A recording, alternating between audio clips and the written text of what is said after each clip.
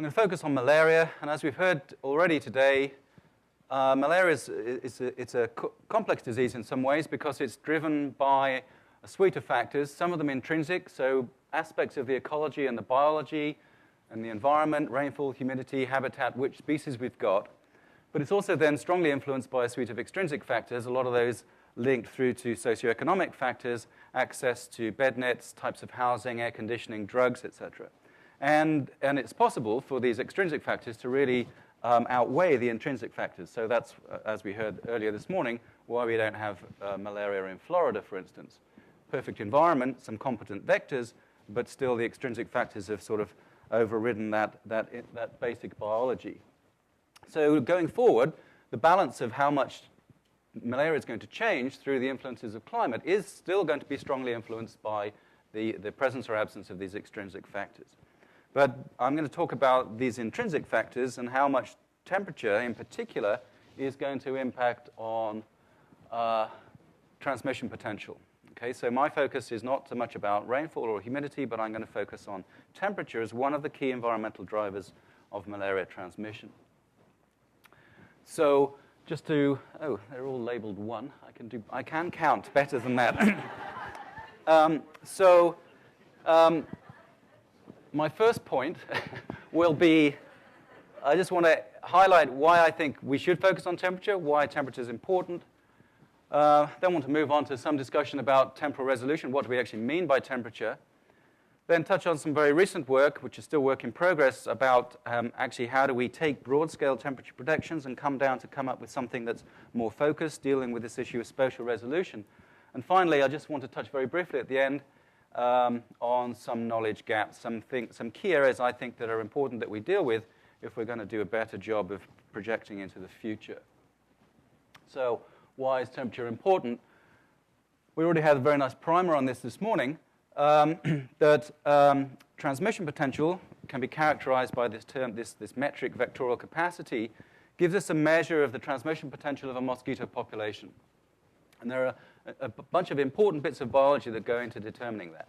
So we've got, and it's quite intuitive actually, so ratio of mosquitoes to humans. So obviously if you're in an environment, there are very few mosquitoes. In an environment with many more mosquitoes, you'd expect more transmission with more mosquitoes. A is a measure of biting rate, so more bites. If mosquitoes are biting once every 2 days or once in every 7 days, then obviously more bites, more potential for transmission. How long the mosquitoes live, whether they're dying off very quickly or whether they're living for a long time. Again, longer living, more transmission potential. And that's particularly important in relation to this other term, which we heard about already again, the extrinsic incubation period, which describes the length of time it takes for the parasite or virus to develop inside the mosquito. So from an initial infectious meal, parasite migrates to the gut, develops in the gut, developmental stages, replication in oocysts. These oocysts then rupture, releasing the sporozoites, which migrate to the salivary glands, invade the salivary glands, and at that point, that mosquito can transmit malaria. The whole duration of that period is the extrinsic incubation period. And then there are a couple of other terms that enter into vectorial capacity, which basically define transmission efficiencies. And a lot of this is tied up and links back to whether the mosquito is a competent vector, and that itself further links to aspects of mosquito immunity, whether it's able to kill off or harbor the parasite successfully. And the point about all of these is we're dealing with mosquitoes, small, cold-blooded insects. All aspects of these ecology and physiology of mosquitoes are strongly driven by temperature. Okay? That's why temperature matters. And you can see an example of that. This was a recent synthesis paper in Ecology Letters, where basically most of those parameters there were trawled through the literature and come up with the sort of best guess estimates of what the temperature dependence is of these parameters. And you can see, without doubt, that they're all strongly temperature dependent. They're strongly nonlinear. They don't all share the same relationships. You've got important nonlinearities such that very small changes in temperature can have very big impacts on rate at certain points of the curve. There are other parts of the curve where the relationship's rather flat. Doesn't matter if you go 1 or 2 degrees either way there. And there are also then areas where it gets very bad. Okay, so as you change through temperature, you might expect some of these rate processes to go up, some of them not to change, and some of them to go down. And importantly, they don't all share the same relationship. So one thing has the potential to be going up at the same time as something else is going down. Okay?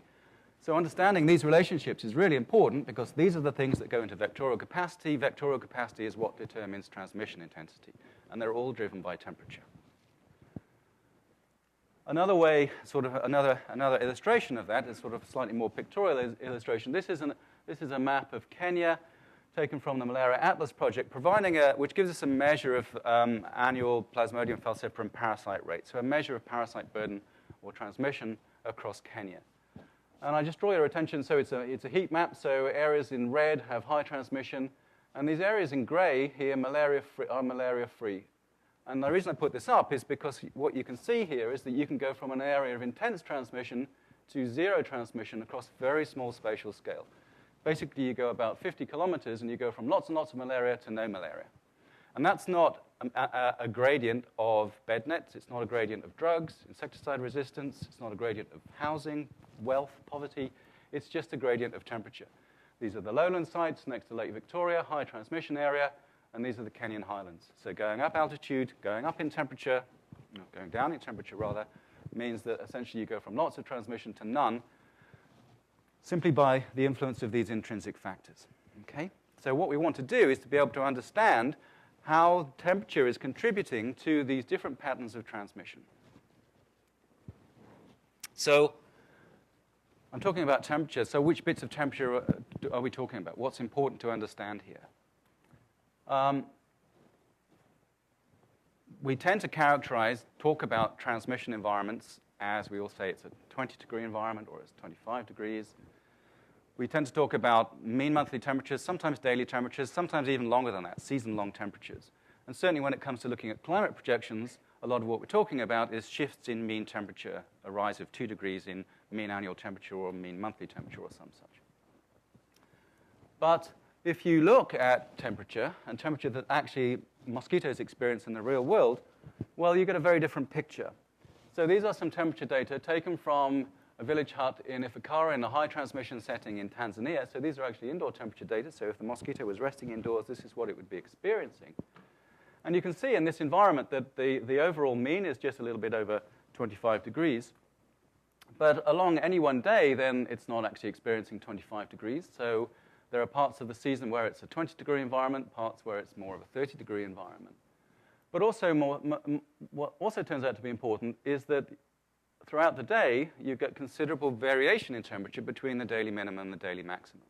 So the mosquito sat in this environment is going from here, maybe down to 20 degrees, up to 35 degrees, even though the mean is 26. So we're experiencing this considerable temperature variation, varying from hour to hour as temperature fluctuates throughout the day. And mosquitoes, small, cold-blooded, their body temperatures are going to track very closely these shifts in ambient temperature. Okay? So a mosquito doesn't experience the mean temperatures. It experiences this full suite of fluctuation. And the same is true for the larval habitats. So adults living in a terrestrial environment, but we've got larvae in these aquatic habitats. These are temperature data taken from some different pools in 2 highland sites in Kenya. And the point of putting this up is simply to show that in the different size pools, we've got considerable fluctuation in the water body, in the temperatures of these water bodies throughout the day. And also that these water temperatures, this is what the larvae are experiencing, are actually different to the ambient temperatures. So if you were to take ambient temperature to try and drive your model, then actually you wouldn't be characterizing what the larvae are experiencing. Okay? They're tracking very considerable fluctuation throughout the day. Okay?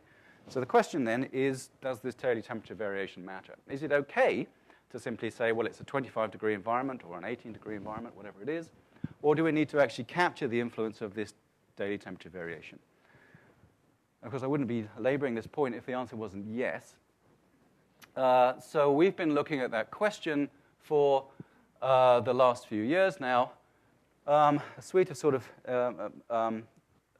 some sort of theoretical studies, but also a range of some empirical studies. So I'll just give an example of 2 of those studies. So our approach to sort of addressing this question is to do experiments in incubators like this, where we're able to program the incubators to actually either have a mean temperature, a constant mean temperature, and that's the way that most people will do the work. You'd set your incubator, and that's the way, if you go to a mosquito insectary, somebody working on malaria, nearly every insectary in the world is set at 26 or 27 degrees and doesn't vary at all, so that's what you do. Set your constant incubator. But what we do is to have constant temperatures, but also then compare that with realistic diurnal fluctuations. Okay, the same mean temperatures, but actually putting in some realistic diurnal temperature range. And what that allows us to do is to, for instance, compare low and high mean temperatures, what's happening, how are the low and high mean temperatures impacting on aspects of mosquito and parasite biology, but then also what happens if we superimpose on top of that some realistic measure of diurnal temperature variation. So comparing, for instance, 16 and then 16 plus or minus 6, so a diurnal temperature range of 12. And in the previous example, we saw that we can get DTRs of 12 perfectly reasonably, or 26, again, with a plus or minus 6. What's the difference? Does that variation matter? And is it the same at the cold end as well as the warm end? So these are some data where we're looking at parasite development, right? So, and this is a slightly complicated figure, so I'll take a little bit of time to walk through it. What we're measuring here is the impact of temperature on parasite development, the growth kinetics of the malaria parasite inside the mosquito. We've got cool temperature over here, 16, warm temperature over here. And then these panels themselves are broken into two parts, so let's just concentrate in the first instance on the left-hand side. And what we're looking at here are the growth kinetics, the replication rate of the malaria parasites inside the oocysts in the mosquito gut. So the mosquito has these oocysts, the parasite's replicating away, and at a certain point it's going to burst and liberate those parasites. So what we're able to do is to actually count those number of parasites to get a measure of the growth kinetics. Okay? So it's 16 degrees, and we've got temperatures, we've got treatments which are fluctuating, that's the dotted line with the wiggly symbol, or the solid line is the constant temperature treatment. What you can see then is that fluctuation acts to speed up parasite development, so 16 degrees, parasite growth rate is much faster in the presence of variation versus constant mean temperature. So you get completely different growth kinetics, things speeding up with fluctuation around the cold end. Interestingly, you get the reverse pattern if you impose fluctuation at the warm end. Okay? So here, the constant temperature treatment at 26, the parasite's growing very well. Here it starts to slow down through the influence of this variation. So we've got realistic temperature variation. That's what the mosquito would be experiencing in the real world, and that gives you different growth kinetics of the parasite, different parasite development rates, depending on whether you have variation or not. So if you were to say it's a 16-degree environment, that wouldn't tell you what parasite development is. You need to know whether it's 16 plus or minus whatever. Okay? It's a little bit even more extreme of that. This measure over here is dissemination, which is actually a measure of the proportion of mosquitoes which had sporozoites in the hemolymph and migrating into the salivary glands. And essentially, in this treatment, and this is, I should point out, this is done with Plasmodium schiebodi. It's a rodent malaria. Doesn't really matter that actually, except that the absolute temperatures are different. So its temperature optima, temperature thermal performance curve is slightly different from Plasmodium falciparum, but nonetheless, they share the same qualitative shape. We actually find that the proportion of mosquitoes, so none of the mosquitoes in the constant 16-degree treatment actually became infectious. So the limit to malaria transmission, you can't say just from the mean temperatures because it was actually rescued by having some temperature variation. So not only did the parasite develop faster, but also mosquitoes went on to become infectious because of the influence of temperature variation. And you get the reverse pattern over here. None of the mosquitoes in the constant 26 treatment actually, in the variable 26 treatment actually, were able to transmit malaria. Okay? So that's the parasite trait, really important one. That influences what proportion of mosquitoes become infectious and how long it takes. This extrinsic incubation period is determined by mean temperature, but also by the pattern of variation. We can take that through to mosquito traits themselves. This is looking at, again, Anopheles stevensii, looking at larval development. So we ran an experiment looking at a whole range of temperatures, looking at development rate and survival through to pupation or through to adulthood of the mosquito larvae. So we do this range of constant temperature experiments generating these thermal performance curves. That's the standard approach. You do it at 20 degrees, 22, 24, 26. Get the nice curves here, slightly asymmetric curve here, more characteristic symmetric curve here for survival. And then we take three of those temperatures, one from the cool end, one from the warm end, and around the optimum rather, and one from the warm end, and then we add in the influence of temperature variation. So this is what we expect to happen, and now we've added in variation. And what you can see again, consistent with the previous finding, is that temperature variation, as we start to add in small or larger variation, acts to slow rate processes down. So we get slower developmental rate here, and actually a much bigger impact on survival. So dramatically reduced survival through the presence of variation at the warm end and increased development and improved survival through variation at the cold end. So if we're trying to characterize the environment, we're talking about a change in temperatures from 20 degrees to 25 degrees, for instance. That won't necessarily tell us what impact that's going to have on development rate or survival unless we understand also what the influence of the daily temperature variation is. And again, this interesting contrasting effects of variation at the warm end slowing things down, variation at the cold end acting to speed things up.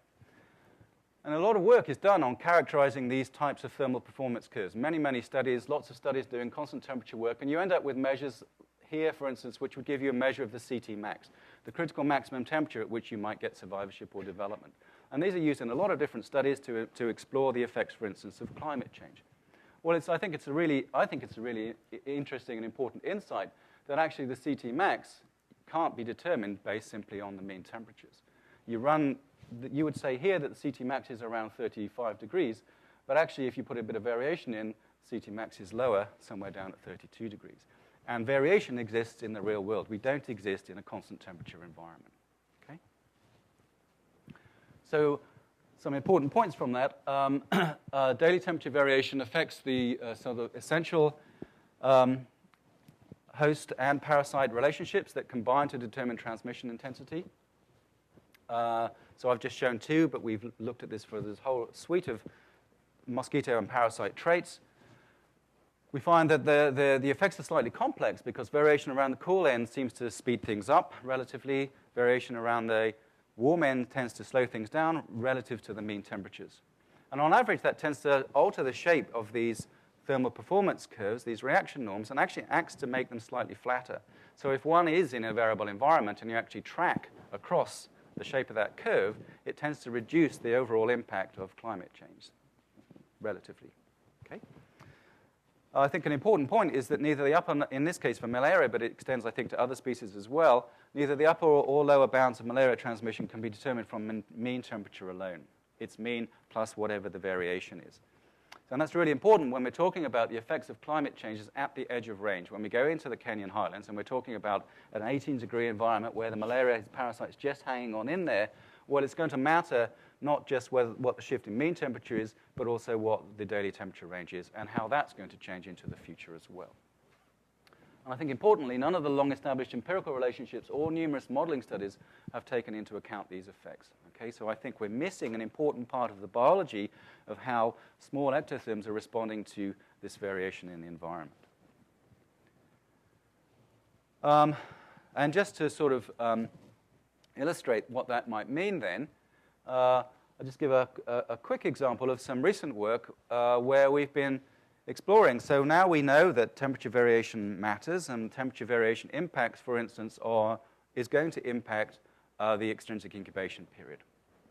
So what we do in this next study is to ask the question, well, what would the extrinsic incubation period be if we just use mean temperatures versus what the predictions would be if we allowed for diurnal temperature range and we allowed the parasite to track temperature as it fluctuates throughout the day. Okay? And we put that into a bunch of models, which I'm not going to go into, basically generating temperature surfaces, using those temperature surfaces to generate parasite development models or parasite growth models. We use a long-term, about 10 years worth of environmental data to generate the surfaces, and all I've done here is to pick out an illustrated month for each quarter. Okay? And this is the prediction. This is obviously Africa. This is the limits of malaria transmission. So this is pretty much where the malaria occurs. And this is the prediction of extrinsic incubation period for these months based if we use the conventional model and use just mean monthly temperatures. And you can see that we get considerable temporal and spatial variation, areas, red colors where the parasite's developing very quickly, some of the lighter, cooler colors where it's taking a long time to develop, and there are these white areas where, in fact, the parasite takes so long to develop that you can't get transmission because the mosquitoes are dead. Okay, mosquitoes don't live that long. What's interesting is that you get a very different pattern if you actually drive the model and allow the effect of hourly temperatures, temperature variation, to drive parasite development rather than simply talking about the mean temperatures. Okay? So we've got now different patterns, variation over time and space, and you get the best sort of picture of the difference between those two when you take one away from the other. So what we've got here is the percentage difference in parasite development time, parasite growth rate, between these two predictions, essentially where the blue colors here are indicating that parasite development is, let's get this the wrong way around, I should look at my figure myself. Parasite development is taking longer through the influence of temperature variation, and the red colors are indicating where parasite development is actually quicker through the influence of variation compared with the means. Okay, so we've got considerable variation in parasite development rate, errors that we would, if we were to take the mean temperatures and predict parasite development rate, we'd say that, but they'd be wrong by plus or minus 100%, depending on whether you're in a cool end or a warm end, and when you add in the influence of variation. Okay? So as a prediction of parasite development rate, and if one was to build on that and extend that through to have a map of malaria transmission, then variation has a big impact compared with just talking about mean temperatures. So, so what we've seen there is that temperature variation is important. We need to think about what it is that the mosquito is experiencing in nature, and not just necessarily talk about average conditions. But we've heard today quite a lot about not only the need to now sort of think about the spatial resolution that we need to talk about or consider in understanding temperature, but also then the need to actually come up with local scale predictions of or projections of what's going to happen to malaria transmission into the future. At the moment we have GCMs providing broad scale predictions, regional level, large scale predictions as to what's going to happen and changes in average conditions. But what we'd like to know, what we'd like to be able to do is a finer resolution prediction and actually come down to have some sort of downscale predictions of saying what's going to happen in this site versus this site. And that's particularly important when you think about somewhere like Kenya, if you cast your mind back to that first map I showed, where you've got dramatic changes in transmission intensity over very small spatial scales. We don't want a big grid cell that covers that whole area and says it's going to be like this, because we already know that across just 20 miles, it's high here and low here. So we need to be able to downscale those predictions to be able to come up with that spatial resolution to better understand local transmission. So what I want to talk about now is some very recent work where we've been trying to take that approach of doing some climate downscaling to drive a malaria transmission model to allow us to better understand what might happen into the future at these local scales. And I'm going to pick, we've picked Kenya again, and we're going to focus on these 4 sites, Kitale, Kisumu, Kericho, and Garissa. We picked these. They're largely more or less equivalent latitudes, but they vary considerably in their background temperatures, and I'll show you that in a moment. Particularly the difference between Kisumu, which is a high transmission site, and Kericho and Kitale, because these are both higher altitude sites, so they have very low transmission. And then Garissa over here also has rather low transmission, but for a different reason, and that's because it's actually too hot, so it's gone beyond the temperature optimum. Okay, so we've got differences here. We've got optimum temperatures, cold temperatures, and warm temperatures.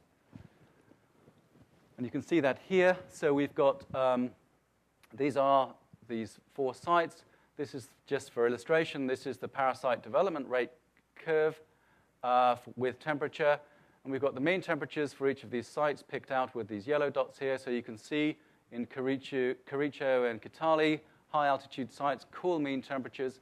And superimposed on that, we've got these red arrows which indicate the average extent of daily temperature range. So again, in these environments, we've got considerable variation, 18 degrees, but going up to 25, down to 10. And in Garissa, for instance, a really warm environment, but for parts of the day, actually getting into really hot temperatures. Okay, so we've got different mean temperatures, different variations at different points on those parasite development curves.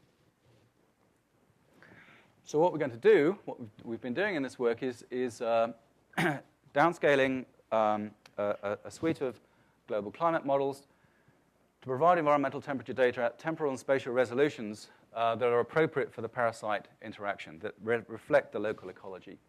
And through that, what we hope to be able to do is generate these site-specific predictions of the impact of climate change. What's climate change going to do for transmission potential in Kericho versus Kisumu? At the moment, with broad-scale GCMs, we couldn't answer that question.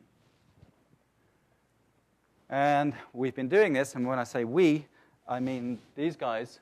So Robert Crane and the devil incarnate, Mike Mann.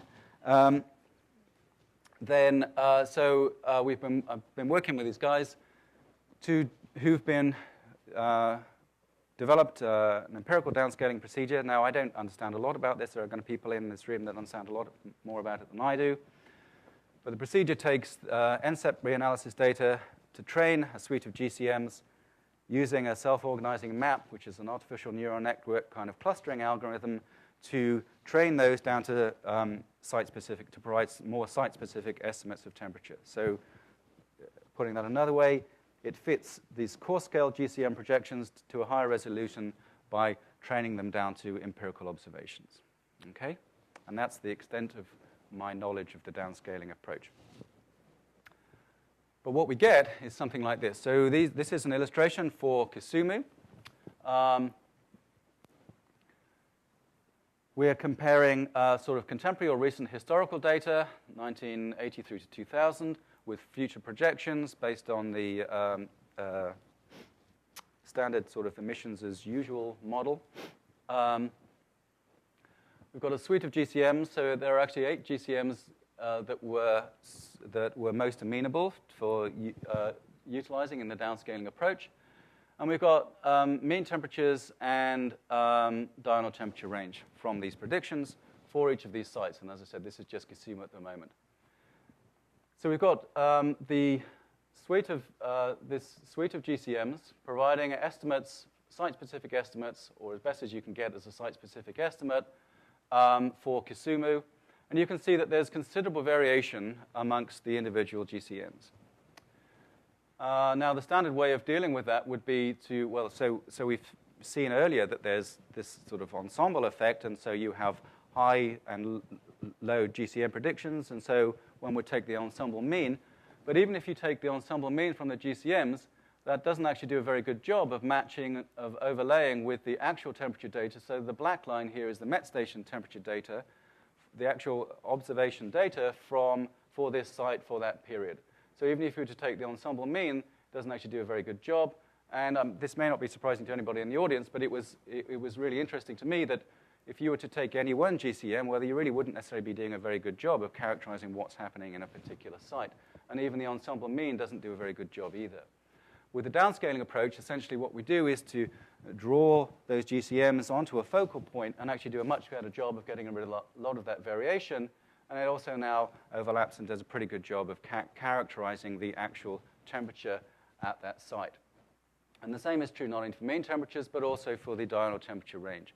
Again, considerable variation in the sort of predictions or expectations of diurnal temperature range from the individual GCMs, but they can be trained, downscaled to come up with a much better prediction overlapping with the actual observational data. So we've got some confidence that given that the downscaled models do a good job and we can validate them against these observational data, that we can then take them forward and actually use those downscaling projections to come up with more refined estimates of changes in climate into the future, both of means and of DTRs. Okay? So again, lots and lots of variation here, much more fine-tuned predictions, much more agreement between the individual GCMs through the downscaling approach. So we've done that for each site, and this is a way of sort of summarizing that. These are looking at the mean temperatures now, mean temperatures into the future, and this is DTR and diurnal temperature range and diurnal temperature range into the future. This is the one-to-one line, and the blue dots are for the downscaled models, and the black dots are the ensemble means from the raw GCMs. So you can see that with the raw GCMs, there's considerable variation. So that's the ensemble mean, and that's the sort of highest individual GCM and the lowest individual GCM, and similarly here. So lots of variation between the GCMs. But interestingly, even the ensemble means don't actually do a very good job of matching up with the downscaled ensemble means. Okay, so, and they do so in different ways. So for instance, here, Garissa, the warm environment, the downscaled model, the raw GCMs, the ensemble means, actually underestimate temperature. And in these cooler environments, the GCM means, compared with the downscaled models, are overestimating the mean baseline temperature. Now into the future, so this is the one-to-one line, so each of these pretty much shows a 2-degree warming. Okay, so that's what we expect, a shift in mean temperature. They all agree that it's a 2-degree warming, but the baseline temperature from which they're starting is different based on the GCMs versus the downscaled models. And with the DTRs, lots of variation amongst the GCMs, rather less again through the downscaled models. They all consistently show a small reduction in diurnal temperature range due to partly a slight increase, a greater increase in nighttime temperatures relative to daytime temperatures. So we get a shift in warming, but a slight reduction in nighttime temperatures. And we need to characterize both those things because both means and temperature variation matter for parasite transmission. And our measure of transmission that we've been using is individual vectorial capacity. Now, this is a subset of the sort of more typical vectorial capacity model. Vectorial capacity provides a measure of transmission intensity for a mosquito population. So that actually requires that we have a measure of M, the numbers of mosquitoes per host. Now, M, this can be influenced by many things other than temperature. It can be influenced certainly by the availability of oviposition sites, suitable larval breeding habitats, and also strongly influenced by control interventions. And it's rather difficult, and if you look at the models do a rather poor job of actually looking at how temperature influences mosquito abundance. So we've actually taken that out of the equation. So what individual vectorial capacity gives us is the expected a measure of number of infectious bites from a single vector having fed on an infectious host. So we've got now an infected mosquito. We want to know if in this environment we've got an infected mosquito, what's going to happen to its ability to transmit disease. Is it going to go up or is it going to go down? Okay, so it's not an absolute measure of transmission intensity. And what we've got then is that we can look at this individual vectorial capacity, both current and into the future, based on those temperatures, based on the mean temperatures and the diurnal temperature range, using the downscaled models, the blue dots, versus the raw GCMs for these 4 different sites: cool sites, an intermediate site, and a hot site. Again, you get a number of interesting patterns here. First of all, the current estimates of transmission intensity are different because between the GCMs and the downscaled models, because the mean temperatures that came out of those models were different. But also the rate of change or the extent of change is different into the future. Okay? And so down here, and I'll show you this in a little bit in a table over here that's going to appear. Down here, we've got these cold sites, rather low initial transmission intensity. These gradients, these contours show whether it's getting colder, so essentially whether transmission's going down or whether it's going up relative to this one-to-one line. Each one of these is a 25% increase or decrease, the contours here. So actually down here, even though transmission intensity is very low, we do in fact get a really, really large increase in expected transmission intensity due to climate warming. Okay? And I'll show this in a minute, but it's actually, even though the baseline is lower, it's a much bigger change predicted through the downscaled models than you actually get from the raw GCMs. For Kusumu, this intermediate site, again, it's not in exactly the same place, but one gets roughly equivalent increases in transmission intensity. What's interesting is for Garissa, with the GCMs, all of the GCMs predict that we're going to have an increase in transmission intensity. But actually for Garissa, with the downscaled models, we actually get this two-tailed prediction. We've actually gone over the temperature optimum, and an increase further in temperature will actually reduce transmission intensity. So we've got a complex pattern of complex effects of temperature at very local scales by taking GCMs, downscaling them, driving them, using those to drive appropriate models sensitive to temperature variation. And we get from that sometimes malaria is going to increase, sometimes it's going to remain more or less the same, and sometimes it's going to go down. And you can see that. So these are the differences in relative transmission into the future based on either the GCM or the downscaled models. And you can see that for the cool higher altitude sites, Kericho and Kitale, the GCMs say, well, there should be about an 100% increase in transmission risk or transmission intensity due to warming. We get a much higher increase in relative transmission risk when we actually take the downscaled models to provide a site-specific prediction. So very different outcomes, 650% increase in transmission intensity in Kericho by taking the downscaled models and actually looking at the conditions in Kericho and not a broad-scale GCM. For Kasumu, it's slightly reduced or about the same. And importantly, for Garissa, it actually shows we predict a net reduction in transmission intensity, whereas the GCMs would predict an increase. Okay? So divergent patterns of predictions depending on deriving from the fact that we've taken these broad-scale models, we've tuned them into local data, and actually we're using then high-resolution data to drive the models. We're capturing the effects not just of means, but also of this variation. So I think those are important insights. Those are very different predictions for the impact of climate change on malaria transmission across a local level than one would get from the standard models using mean temperatures and using coarse GCMs. Okay? Very different, divergent, two-tailed predictions, increases and decreases, which we wouldn't capture from the GCMs. But in order to be able to do even better, I just wanted to highlight very quickly, I think, a couple of knowledge gaps, things that we really need to know better. The first is that I've already made an argument that we need to characterize the transmission environment. We need to know what it is that mosquitoes are experiencing. We're still using, even in our studies here, Met station data to help define mean temperatures and diurnal temperature range, but mosquito and Met stations are often placed at airports. But mosquitoes don't live next to Met stations at airports. Mosquitoes live in places like this. So we get, we understand very little. There are very, very few environmental data that actually tell us this is a transmission site in Chennai. In India, this is a transmission site in urban Chennai. This is in Benin. This is in Kenya. We have no environmental data that tells us what the mosquito is actually experiencing in these environments. Okay? If it's indoors versus outdoors, it's going to be experiencing different environments. If it's indoors, it's going to be different depending on whether it's a thatched roof versus a tin roof. If it's outdoors, it's going to differ whether it's a heavily vegetated area versus sparsely vegetated. If we're talking about aquatic habitats, it's going to make a big difference depending on whether the larval habitat is an overhead concrete tank versus if it's a puddle in a tire track. We don't actually know. We have not done a very good job of characterizing the environmental conditions that mosquitoes live in. And we've known mosquitoes transmit malaria for over 100 years.